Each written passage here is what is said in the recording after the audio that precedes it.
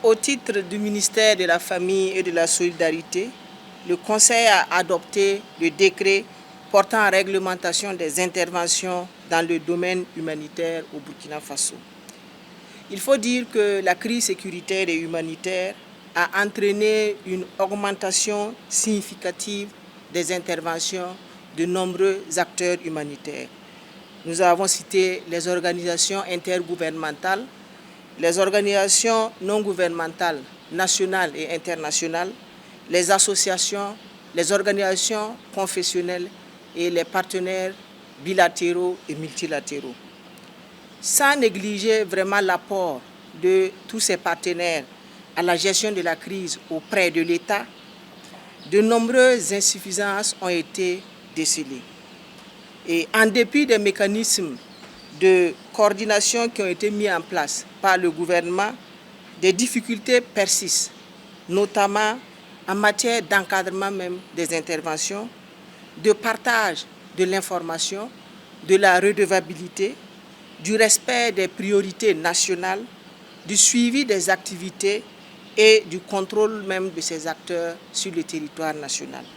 Ce décret va nous permettre, premièrement, d'accréditer les organisations et structures habilitées à intervenir dans le domaine humanitaire. Cela va permettre à l'État d'avoir une maîtrise du nombre de ces organisations et surtout d'avoir un regard particulier sur leur répartition sur le territoire national et surtout sur leur zone d'intervention. Ça va nous permettre aussi d'encadrer l'utilisation des ressources de ces partenaires qui doivent désormais allouer 80% de leurs ressources à la satisfaction directe des besoins des bénéficiaires. C'est-à-dire qu'il va falloir réduire drastiquement le pourcentage alloué au fonctionnement de ces structures. Ce décret nous permet de mettre l'accent sur le relèvement précoce. Ainsi, ces organisations doivent consacrer 60% de leur financement pour l'autonomisation des cibles. Donc, simplement dit, c'est de réduire la dépendance des personnes vulnérables face à l'aide et l'assistance prolongée. Donc, ça va nous permettre de mettre l'accent beaucoup plus sur la promotion des activités génératrices de revenus.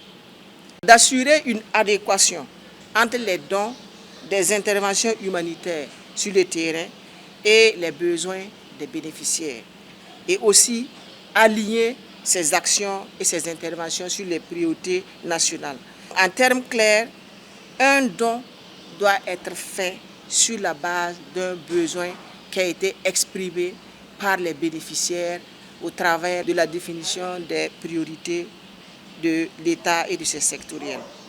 Le décret va nous permettre aussi de réglementer la communication autour des dons qui le plus souvent se fait en ignorance totale de l'image et de la dignité des bénéficiaires.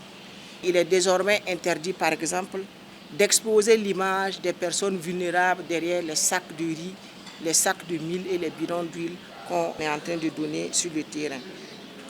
Et ce décret permet de valoriser le contenu local, d'une part, et d'encadrer les dons alimentaires ou ceux jugés infantilisants. Et en ce sens que tout don alimentaire n'est accepté que si les produits sont acquis sur le marché local. Un partenaire veut donner du riz, du mil, du maïs, de la semoule de maïs, de la farine infantile, le partenaire doit acquérir prioritairement ces produits sur le marché local.